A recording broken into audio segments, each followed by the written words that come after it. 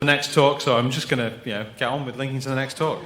And so Kate Reilly James is going to be up next, and she's going to be talking about HHT and me, if I remember rightly. So welcome to the stage.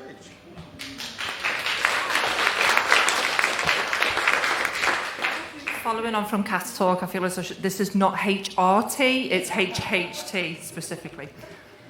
Hello. I was really worried they weren't going to work. I'm here to talk to you about HHT, and the first thing that I wanted to make abundantly clear, apart from the fact that you probably won't know what it is that I'm not a doctor. I've had absolutely no medical training whatsoever, so this is a presentation from my lived experience. And there are no images of blood, so just so nobody gets too kind of scared about it. And I probably won't have a nosebleed, which is also good. So HHT stands for hereditary hemorrhagic telangiectasia, and that's not something I could say up until 2018. And it's also known as Osler-Weber-Rendu syndrome. This is part of me trying to teach my kids how to say it, and we've still not cracked it since 2018. So it's an autosomal dominant genetic blood vessel disorder. Which means it doesn't skip a generation, and it's a nice light-hearted topic to talk about on a Wednesday night.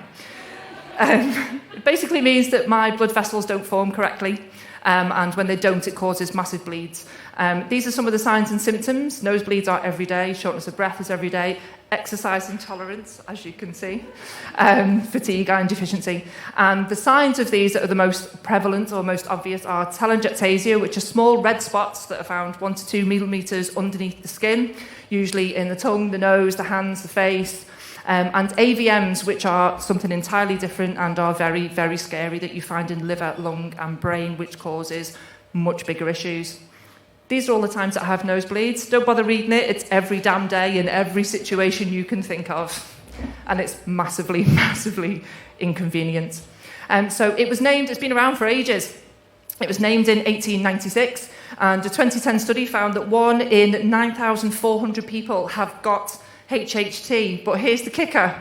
90% of people with HHT go undiagnosed. So the figures in the UK aren't actually accurate.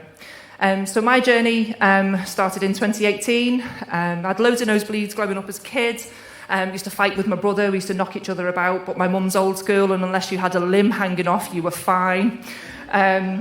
My middle daughter, that's Cleo, got sick in 2018. She essentially came home from school and threw up a load of blood clots, so we knew something was wrong.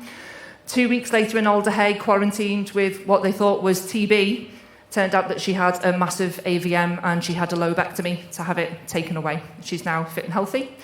Getting diagnosed with HHT isn't easy. You have to have one of these 3 things, essentially, for it to even be picked up by a GP.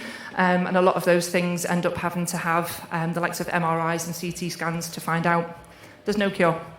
And there aren't many kind of surgeries or therapies that make life that little bit easier at the moment in the UK either. So that's a bit of a struggle. Tranexamic acid and iron supplements and eating loads of greens and eating red meat and that type of thing tend to be your best friend in terms of managing HHT on a daily basis. If you don't like either of those things, then you end up having to take the supplement every single day. So I document my journey through Instagram mainly. Days since a nosebleed is usually 0. It's very rare it gets above anything above a 2.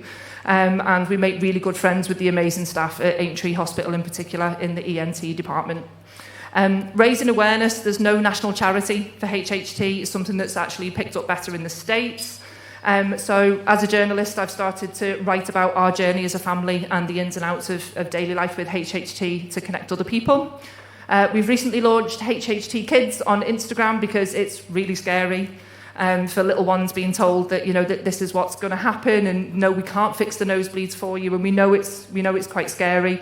So we use Lego and positive messaging to try and bring those kids together right across the world. Essentially, we've had some lovely stuff sent in so far, and it's genetic. So when Cleo got sick in 2018, her diagnosis meant my dad got diagnosed at 60.